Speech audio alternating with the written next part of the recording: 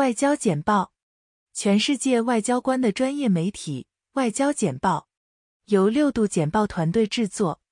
印度主办 G20 旅游峰会，中国、土耳其抵制。加拿大 CBC， 在军队巡逻的地区和街道上，远警携带机枪。G20 旅游峰会在喀什米尔山谷的斯利纳加达尔湖畔举行。来自27个国家的代表出席了由印度主办的会议。选择该地点是为了表明，在取消其半自治地位后，穆斯林占多数的地区在印度的控制下是和平稳定的。在有争议的领土上举行会议的决定是有争议的，尤其是因为印度和巴基斯坦多年来都声称拥有喀什米尔。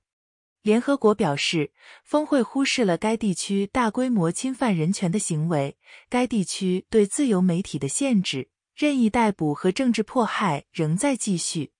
包括中国、土耳其和沙乌地阿拉伯在内的少数国家抵制了这次活动。巴基斯坦外交部长比拉瓦尔·布托·扎尔达里 Bilawal Bhutto Zardari 将印度的行为描述为殖民。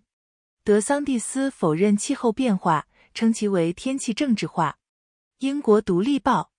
佛罗里达州州长罗恩·德桑蒂斯 Ron DeSantis 在2024年总统竞选开始的媒体巡回演出中否认了飓风与气候变化有关的说法。德桑蒂斯在福克斯新闻与前国会议员特雷·高迪 Trey Gowdy 一起发表讲话时评论说，佛罗里达州没有经历飓风的增加，但拒绝支援政府对排放的监管。然而，根据联合国政府间气候变化专门委员会的数据，虽然佛罗里达州的飓风数量可能没有增加，但气温升高导致最具破坏性的风暴强度增加。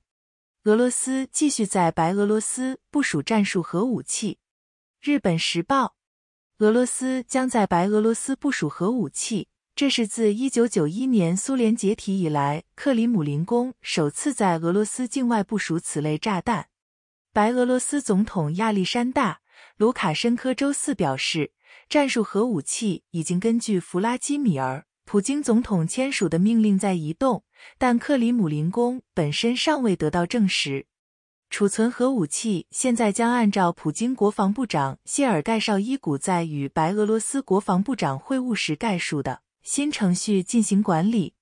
此举使北约和邻国感到不安，美国的反应肯定不是热情和容易的。国务院发言人马修·米勒评论说，部署计划是自1年多前俄罗斯全面入侵乌克兰以来，我们看到的不负责任行为的最新例子。美国否认他想摧毁俄罗斯，也否认乌克兰战争与后苏联扩大北约有任何联系。人们认为对乌克兰使用战术核武器不太可能，但是在披露俄罗斯飞机据信在冷战期间多年来一直为北约国家携带核武器飞行之后，对此没有任何明确的立场。朝鲜抨击险恶的韩国、日本和美国。卫报，朝鲜媒体谴责韩国、日本和美国分享金正恩政权发射导弹的实时数据的险恶措施。上周末在日本举行的 G7 峰会上，3国领导人讨论了这一举措。与此同时，韩国使用其国产的努里火箭成功地将一颗商业级卫星送入轨道。韩国政府正在努力推动其太空计划，并在移动 6G 网络、间谍卫星和月球探测器方面取得进展。它还在开发军用卫星，但已排除将努里用作武器的可能性。美国对马里瓦格纳集团领导人实施制裁。卫报，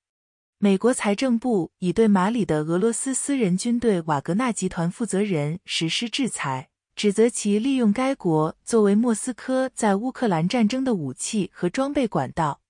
瓦格纳去年进入马里，帮助执政的军政府解决安全问题，并在各个非洲国家促成交易，经常获得采矿权。瓦格纳还被指控在2022年3月马里的一次反圣战行动中参与处决至少500人。在访问乌克兰期间，托尼·阿伯特猛烈抨击安东尼·阿尔巴尼斯。悉尼先驱晨报，澳大利亚前总理托尼阿伯特 Tony Abbott 批评澳大利亚的阿尔巴尼亚政府，认为他们未能向乌克兰提供新的军事援助，也未能恢复澳大利亚驻基辅大使的职务。他在基辅安全论坛发表讲话时发表了上述评论，这是自2014年俄罗斯全面入侵开始以来第一位访问该市的澳大利亚前总理。卢安达种族灭绝的头号通缉逃犯之一在22年后被捕。加拿大 CBC 一名涉嫌参与卢安达种族灭绝期间屠杀2000多人的远警，在逃亡22年后在南非被捕。Fulgence K. Shima 被联合国设立的一个特别法庭逮捕，该法庭旨在追查与种族灭绝有关的人。在短短3个月内，超过80万人在卢安达种族灭绝中丧生。当时胡图族群体转向了试图保护他们的少数民族图西人和温和的胡图人。近30年后，联合国现在已经追查了5名被通缉的肇事者，但仍在寻找另外3名。拜登错过了领导全球塑胶条约的机会。国会山报观点：美国被指责在解决塑胶污染危机的全球协定上拖拖拉拉。